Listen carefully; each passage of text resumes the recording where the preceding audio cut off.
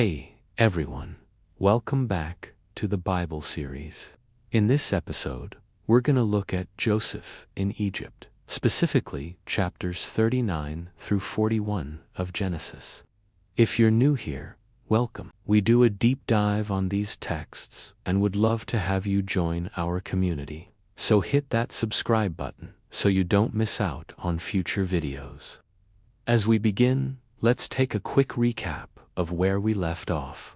Joseph was just sold by his brothers for 20 pieces of silver and brought down to Egypt, where he is then purchased by Potiphar, an official of Pharaoh. Joseph finds favor in Potiphar's eyes and is put in charge of his household. But in Genesis chapter 39, verse 6, it says, "Now Joseph was handsome in appearance and beautiful in form." And again, in verse 7, "But Joseph's master's wife coveted Joseph and said, 'Lie with me.' But he refused and said, 'How could I do such a thing? No one can touch you, for you are not only my master's wife, but also my mistress. How then could I do this great wickedness and sin against God?' And because Joseph resisted her advances, she became angry, and to get back at him, she accused him of attempting to assault her. Verse 17 says, "And when he did not heed her, she took the silver and put it in his cloak and went out after him. Then she called to the men and said, 'Look, this Hebrew has been brought in by us to rob us. He came in with evil intent.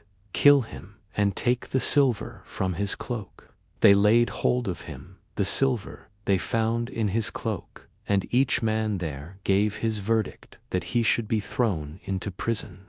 So despite his innocence, Joseph was thrown into prison." Okay, so Joseph is now in prison, and this seems like a setback. But the narrative actually highlights the fact that he still has favor with God.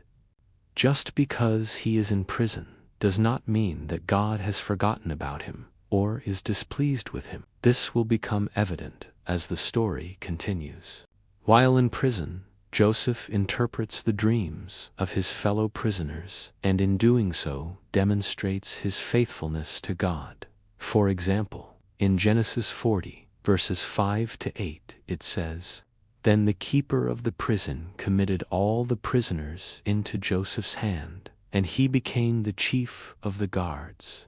The keeper of the prison no longer looked after anything that occurred under Joseph's authority, for the Lord was with Joseph and gave him favor in the sight of the keeper of the prison.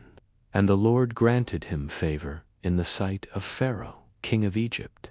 And he brought him out of the dungeon and appointed him overseer of Pharaoh's household, putting him in charge of all his house and all his possessions." So even in prison, Joseph didn't just sit and wait for things to happen. He took initiative and was faithful in the position that he was currently in, which was over the other prisoners. This initiative and faithfulness did not go unnoticed, as Joseph was promoted by Pharaoh from prison to being the ruler of all of Egypt. So what led to this promotion? Well, in Genesis 41, Pharaoh has two dreams that trouble him greatly. Verse 33 says, "Pharaoh said to Joseph, 'In a dream last night, I was standing on the bank of the river Nile, and out of the river came up 7 cows, fat and healthy looking, and they grazed on the river's bank. And I turned against them 7 more ugly and thin cows, and they devoured the 7 beautiful cows. So I awoke, and behold, they were but a dream.' Then he described it to Joseph, saying, 'I had another dream, even more disturbing. There were 7 ears of grain, each one plump and good on one stalk. And behold, 7 withered ears, thin and blasted by the east wind, grew up after them.' So Joseph interpreted these dreams for Pharaoh. In essence, the 7 fat cows and the 7 fruitful ears of grain represented 7 years of plenty, whereas the 7 skinny cows And the 7 withered ears of grain represented 7 years of famine. Joseph advised Pharaoh to store grain during the years of plenty, so that they could use it during the famine that was going to follow. And Pharaoh liked this advice. In fact, he liked it so much that he made Joseph the ruler of all of Egypt, second only to him. It says in verse 41, "So Pharaoh said to Joseph, Behold, I make you ruler over all my possessions, and all my people must obey you, only in the kingdom itself." And Pharaoh removed his ring from his hand, and put it on Joseph's hand, and made him ruler of his possessions. And they made him ruler over all the land of Egypt. Now Pharaoh said to Joseph, I am Pharaoh, king of Egypt. And you, Joseph, are a wise and prudent servant. God is with you, and you shall be my chancellor. Tell me, please, what shall I do with the grain of 7 years of plenty that is coming? So Joseph's story in Egypt seemed to be a hopeless situation, especially if you were Joseph.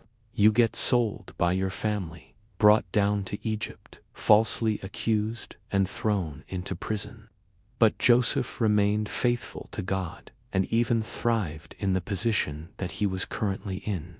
And God honored that faithfulness, causing Joseph to rise above the situation.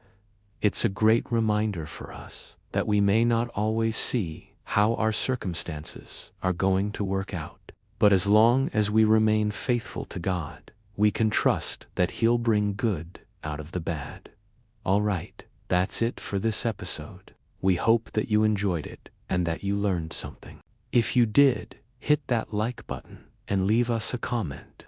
Again, thanks for watching, and we'll catch you next time.